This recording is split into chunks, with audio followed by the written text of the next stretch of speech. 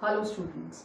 In our series Government Budget, we were discussing in the previous video about the deficits of the budget.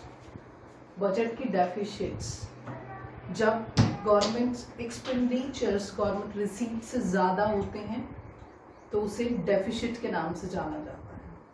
In the previous video we have discussed two kind of deficits.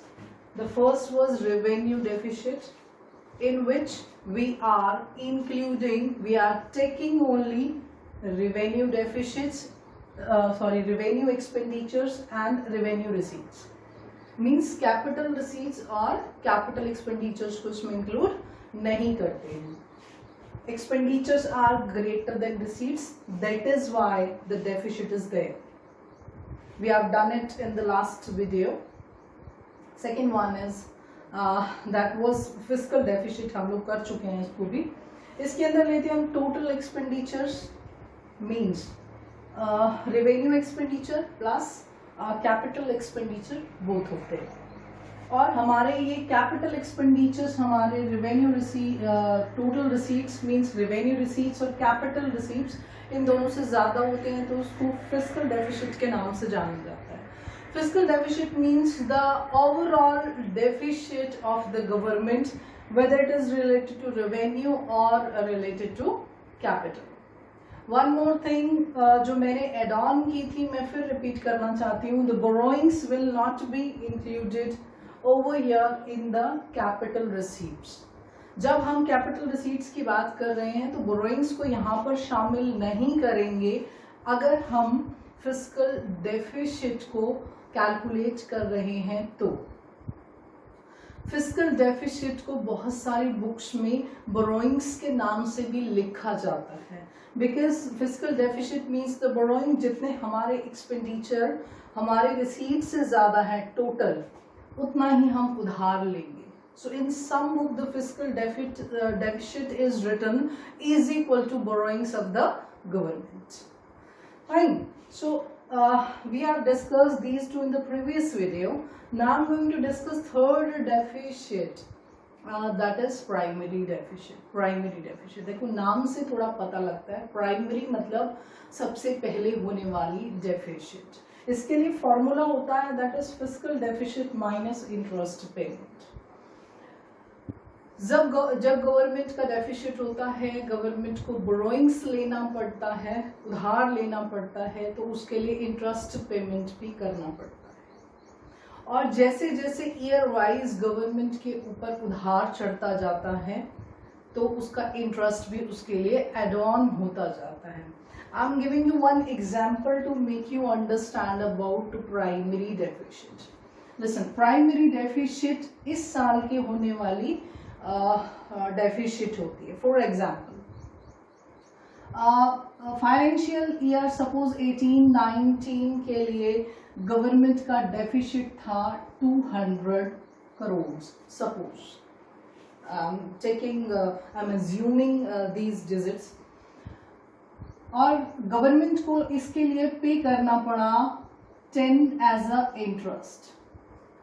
So after the financial year 18 to 19 government has to pay 210 crores. 210 crore government को पे करने हैं. Now come to the next year. अगला साल आता है financial year 19 and 20. Government का फिर से डेफिसिट होता है. सपोज गवर्नमेंट का डेफिसिट फिर से है 100 crore suppose and government have to pay interest for that is suppose 5. So after this financial year 1920 105 is the total amount plus interest. 105 जो है वो 2019-20 के लिए गवर्नमेंट को पे करने हैं.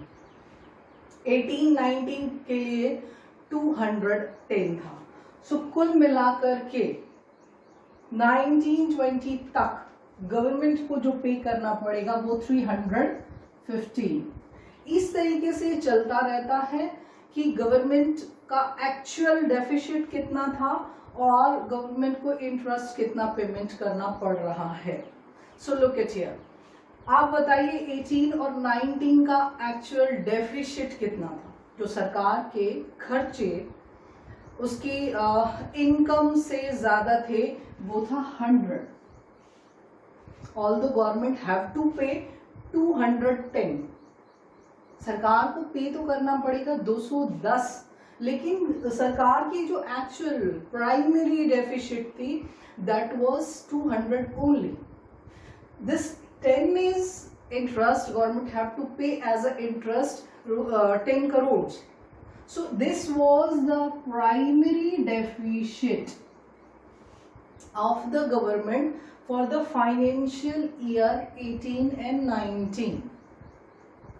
Same as 19-20 के लिए गवर्नमेंट का डेफिसिट कितना था। गवर्नमेंट के जो खर्चे थे वो उसकी इनकम से ज्यादा थे, तो primary deficit was actual current deficit was 100 only, it was 100। Although 5 जो है वो इंटरेस्ट के तौर पर देने पड़ेंगे, लेकिन एक्चुअल और यू कैन से करंट डेफिसिट तो सिर्फ 100 था। सो अगर आप इस टोटल के अंदर भी लाइक 315 तक में ये टोटल अगर ये लेती हूँ, तो इस टोटल के अंदर भी आप मुझे प्राइमरी डेफिसिट्स बताएंगे तो वो कितना है। 200 प्लस 100 मीन्स 300 प्राइमरी डेफिसिट है। इंटरेस्ट पेमेंट को अगर इन 2 सालों के लिए, I have taken example of 2 years only here, ये ज्यादा भी हो सकता है। इंटरेस्ट पेमेंट कितना है, that is 10 in 5 means 15, interest payment है 15। तो हमने यहाँ पर एक फॉर्मूला लिखा है, तो फिस्कल डेफिसिट मतलब सरकार के ऊपर टोटल जो उधार है वो कितना है, that is 315। Fiscal deficit is 315 means another name of the fiscal deficit is borrowings, उधार। ठीक है, तो 315 जो है सरकार को पे करना है, this is liability of the government. लेकिन इसमें से इंटरेस्ट पेमेंट, हमारा इंटरेस्ट पेमेंट कितना है, 10 and 5, 2 सालों के लिए अगर हमने लिया तो इंटरेस्ट पेमेंट है 15 सॉरी। ठीक है, तो 315 में से हम 15 को माइनस करेंगे तो हमारे दोनों सालों के प्राइमरी डेफिसिट आए 300 एग्जैक्टली, 200 प्लस 100, यही थे हमारे primary deficit.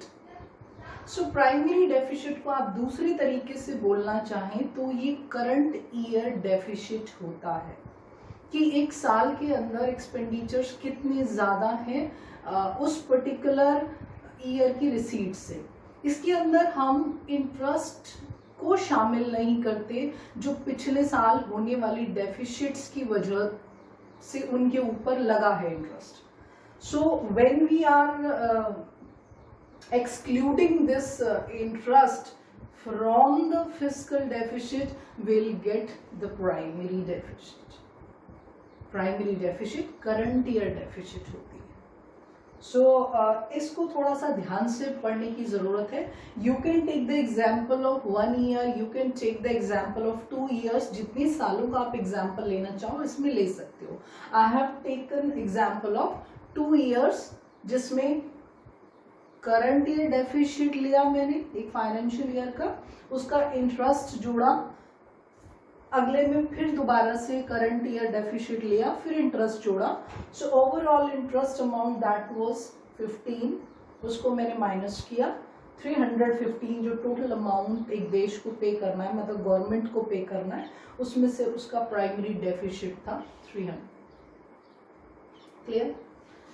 One more thing you have to understand over here, although it is not separate from this, इससे कुछ अलग नहीं है, फोर्थ टाइप ऑफ डेफिसिट नहीं है, zero primary deficit. Zero primary deficit देखो, कई बार सरकार के सामने ये सिचुएशन आ जाती है कि उसका जो करंट ईयर अभी सपोज 1920 अगर आप बात करें या 2021 की बात करें, कोई भी फाइनेंशियल ईयर के अंदर उसके अगर एक्सपेंडिचर्स उसकी रिसीट से ज़्यादा नहीं है तो डेफिसिट नहीं होगा, isn't it?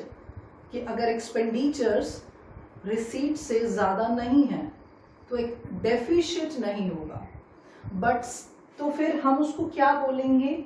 Zero primary deficit, zero primary deficit. But सरकार के सामने कई बार ऐसी सिचुएशन भी आ जाती है कि ज़ीरो प्राइमरी डेफिसिट होने के बाद भी सरकार बोरोइंग्स लेती है, हमारे पास कोई डेफिसिट नहीं है। डेफिसिट नहीं होता है तो हमको उधार लेने की ज़रूरत नहीं है, लेकिन फिर भी सरकार कई बार उधार लेती है just to clear the backlog of the interest, जो पीछे से चला आ रहा है उसका इंटरेस्ट पेमेंट करने के लिए सरकार को फिर से उधार लेना पड़ता है। So primary deficit is not playing any role over there. So you can say the zero primary deficit is there, but if government is taking borrowings just to clear the backlog of the interest, ऐसा हो सकता है. This is one of the situation कि अगर zero primary deficit है current year में, expenditures receipt से ज़्यादा नहीं है, but still government is taking borrowings, तो ऐसा हो सकता है कि सरकार अपने बैकलॉग को क्लियर करने के लिए फिर दोबारा से लोन ले रही है, इंटरेस्ट पेमेंट के लिए दोबारा से लोन ले रही है. Now how you can imagine now कैसे मल्टीप्लाई होता जाता है ये. Anyway, so this is all about the deficits कि जब सरकार के एक्सपेंडिचर्स रेवेन्यू है या टोटल है उसकी इनकम रिसीट से ज़्यादा होते हैं तो उस वक्त डेफिसिट होता है. Indian government is running in deficits. हमारी इंडिया का जो बजट है वो डेफिसिट ही है, हमें उधार लेना पड़ता है because our expenditures are greater than our receipts. So this is all about the receipts and the expenditures और you can say the deficits. इसके अलावा मैं कुछ और टॉपिक्स कुछ और पॉइंट्स है वो डिस्कस करना चाहती हूँ. एक्सपेंडिचर्स के बारे में हम बात कर रहे हैं, सरकार किस किस तरह के एक्सपेंडिचर्स करती है. Some types of the expenditure I am going to discuss over here, that is plan expenditures and non plan expenditures. Listen, we are on the expenditures, हम हैं अभी एक्सपेंडिचर्स पर ही, वो ही डिस्कस कर रहे हैं, बट उनके कुछ नाम हैं, plan expenditure and non plan expenditure. वैसे आपको नाम से पता लग भी रहा होगा कि प्लान एक्सपेंडिचर क्या होता है. प्लान मतलब जिसकी पहले से प्लानिंग की गई है ना, वो वाले एक्सपेंडिचर जिनकी पहले से प्लानिंग की जाती है. उसमें दोनों तरीके के हो सकते हैं, आपके रेवेन्यू भी हो सकते हैं, कैपिटल भी हो सकते हैं. देखो, एक्सपेंडिचर्स के लिए हमको अपने इस कॉन्सेप्ट को मिस नहीं करना है कि रेवेन्यू प्लस कैपिटल मतलब टोटल एक्सपेंडिचर. यहाँ पर बात हो रही है सिर्फ जिनकी पहले से प्लानिंग की गई हो. Like government is constructing A hospital. Suppose government एक हॉस्पिटल बनाती है, सिविल हॉस्पिटल बनाती है. तो सिविल हॉस्पिटल जब गवर्नमेंट बनाती है तो इट वाज प्लान ऑलरेडी, वो प्लान किया गया था कि यहाँ पर हॉस्पिटल बनाया जाएगा. ठीक है, तो ये प्लान कैपिटल एक्सपेंडिचर है. असेट्स क्रिएट हो रही है, यहाँ पर हॉस्पिटल के बनने पर असेट्स क्रिएट हो रही है. तो असेट्स क्रिएट होती है तो कौन सा एक्सपेंडिचर होता है? कैपिटल एक्सपेंडिचर होता है. सो कैपिटल एक्सपेंडिचर है, बट साथ ही साथ हमने इसको बोला प्लान एक्सपेंडिचर. सो ये कैपिटल प्लान एक्सपेंडिचर है if government is making any hospital. इसके साथ ही आगे अगर इसी हॉस्पिटल के आगे मेंटेनेंस की जरूरत पड़ती है, मेंटेन करती है इसको आगे फर्दर, इसकी कोई मेंटेनेंस का काम चलता रहता है हॉस्पिटल में, तो अगर उस मेंटेनेंस के एक्सपेंडिचर की बात की जाए तो that is of the regular nature. वो रेगुलर नेचर का होता है, इसलिए उसको रेवेन्यू एक्सपेंडिचर्स की कैटेगरी में डाल दिया, बट वो प्लान में आ जाएगा.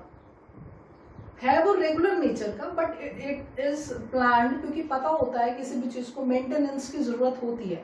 मतलब प्लान का मतलब होता है जिस चीज के बारे में हम पहले से सोच लेते हैं, बस वो रेवेन्यू की कैटेगरी में डाला क्योंकि वो रेगुलर नेचर का है। यहाँ पर असेट्स क्रिएट हो रही है, that is why in the capital expenditure की कैटेगरी में हम इसको डाल देते हैं। So clear? So you have to find more examples for me.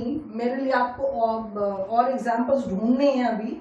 When will meet in the class I will ask more examples to you people कि capital expenditure में plan और कौन से आते हैं, नॉन प्लान और कौन से आते हैं।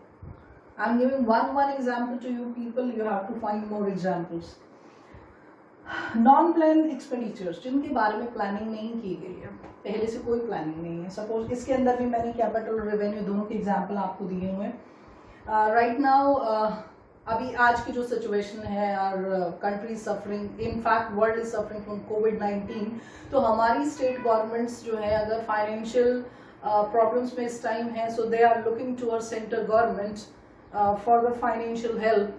इस टाइम देख रही है वो फाइनेंशियल हेल्प के लिए। तो अगर सेंट्रल गवर्नमेंट इस वक्त स्टेट गवर्नमेंट्स को लोन प्रोवाइड करती है, मतलब लोन देती हैं इस वक्त, तो इससे सेंट्रल गवर्नमेंट की असेट्स क्रिएट होती है। लोन देना इज असेट्स।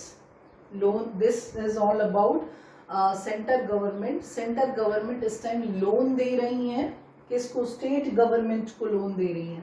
तो स्टेट गवर्नमेंट को लोन देना असेट्स होती है। Assets creation means the capital expenditure. Assets जब बनती हैं तो उसको हम कैपिटल एक्सपेंडिचर की कैटेगरी में डालते हैं। See the previous video if you are not getting clear my point over here. पिछला वीडियो आपको इसके लिए देखना पड़ेगा कि कैपिटल एक्सपेंडिचर जिसमें असेट्स क्रिएट होती है, यहाँ पर सेंट्रल गवर्नमेंट की असेट्स क्रिएट हो रही है, that is why this is capital expenditure. But it was not plan earlier. पता थोड़ी था स्टेट गवर्नमेंट्स को कि ये सिचुएशन आने वाली है, या सेंट्रल गवर्नमेंट को, और हमको इस तरीके से लोन देना पड़ेगा, या इट वाज नॉट प्लान। ये हमारे जो फाइनेंशियल ईयर हमने प्लान किया होगा उसके अंदर इसकी कोविड-19 की कोई प्लानिंग नहीं होगी पहले से, ठीक है? तो ये दिस इज नॉन प्लान। कुछ चीजें हम पहले से प्लान करके रखते हैं, लाइक फॉर द अर्थक्वेक भी प्लानिंग होती है, राहत कोष कई बनाए जाते हैं, रिलीफ फंड होते हैं बहुत सारे for the earthquake, for the drought and for the flood. But कोविड-19 के लिए कोई प्लानिंग नहीं थी पहले से। So this is non plan expenditure. Very good example for that. This is non-planned expenditure of the government. इसके अलावा नॉन प्लान में ही हम डालते हैं सब्सिडीज को। अब आपके दिमाग में ये क्वेश्चन आ सकता है कि सब्सिडीज तो प्लान होती हैं पहले से, बट कुछ सब्सिडीज जो है वो गवर्नमेंट को नॉन प्लान भी देनी पड़ जाती हैं ड्यूरिंग द फाइनेंशियल ईयर। कई बार सिचुएशन आ जाती है जिसे इस टाइम पे बहुत सारे जो सेंटर्स हैं उन पर अनाज बांटा जा रहा है, उनको खाना दिया जा रहा है, एंड लाइक इस तरह की सिचुएशन जो होती है सब्सिडीज ही हैं, ठीक है? ये पहले राशन की दुकानों पे राशन पहले भी बांटा जा रहा था, सब्सिडीज वो तब भी थी और वो सब्सिडीज आज भी हैं। सब्सिडीज हैं वो, लेकिन वो सब्सिडीज जो हैं वो रेवेन्यू नेचर की हैं, रेगुलर नेचर की हैं, इसलिए इनको रेवेन्यू एक्सपेंडिचर्स की कैटेगरी में डाला जाता है। बट ये नॉन प्लान है, हमने इसके लिए प्लान नहीं किया था पहले। सो ये नॉन प्लान एक्सपेंडिचर्स वो होती हैं जो पहले से जिनकी कोई प्लानिंग नहीं की जाती है। इसके अलावा कुछ और में एक्सपेंडिचर्स जो है उनके अलग अलग नाम हैं। Although we are on our concept that revenue and capital, हम अपने उस कॉन्सेप्ट पे बने रहेंगे कि रेवेन्यू एक्सपेंडिचर होते हैं, कैपिटल एक्सपेंडिचर होते हैं। But few more example I just would like to give you for the development expenditure. Development expenditure कौन से होते हैं? कुछ को डेवलपमेंट एक्सपेंडिचर्स की कैटेगरी में डाला जाता है, कुछ को नॉन डेवलपमेंट एक्सपेंडिचर्स की कैटेगरी में डाला जाता है। नॉन डेवलपमेंट एक्सपेंडिचर्स में लाइक जो आपके इंफ्रा पे जो पैसा खर्च होता है, infrastructure, road, bridge, dam, communication, transportation, insurance, banking, All these are the example of infrastructure. Even school and hospitals are the example of social infrastructure. इन सब के ऊपर होने वाला जो खर्चा होता है वो सब डेवलपमेंट एक्सपेंडिचर की कैटेगरी में आता है, बिकॉज ये सब फर्दर डेवलपमेंट में पार्टिसिपेट करते हैं, हमारी प्रोडक्टिव एक्टिविटीज को बूस्ट अप करते हैं, डेवलपमेंट में पार्टिसिपेट करते हैं, इसलिए ये सारे खर्चे डेवलपमेंट एक्सपेंडिचर्स के कैटेगरी में आते हैं। बट कुछ ऐसे खर्चे भी होते हैं गवर्नमेंट बजट में, कुछ ऐसे खर्चे होते हैं जो डेवलपमेंट में पार्टिसिपेट नहीं करते। Like I have written one of the example, that is law, order and defence. इन सब पर होने वाला जो खर्चा होता है ना, वो डेवलपमेंट में कहीं पार्टिसिपेट नहीं करता। आने वाले नेक्स्ट ईयर में जो हम जीडीपी बढ़ाना चाहते हैं अपना, उसमें कहीं पार्टिसिपेट नहीं करता। These are just to maintain the peace, law and order in the country. Security purpose से होते हैं ये वाले खर्चे, ये डेवलपमेंट में कहीं भी पार्टिसिपेट नहीं करते हैं। तो ये नॉन डेवलपमेंट एक्सपेंडिचर्स हैं कुछ, ये डेवलपमेंट एक्सपेंडिचर है। This is all about the government budget.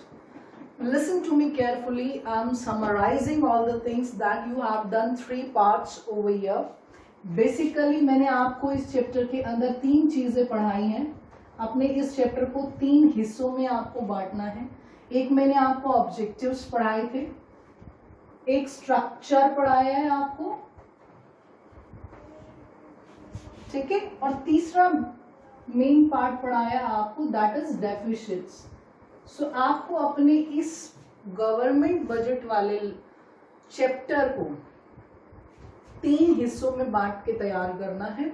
One is objectives, मैंने आपको ऑब्जेक्टिव समझाए, बजट का स्ट्रक्चर समझाया, उसके बाद डेफिसिट्स को समझाया। सो आप अपने चैप्टर को इस तरीके से तैयार करेंगे। सो this is all about the government budget. Thank you students.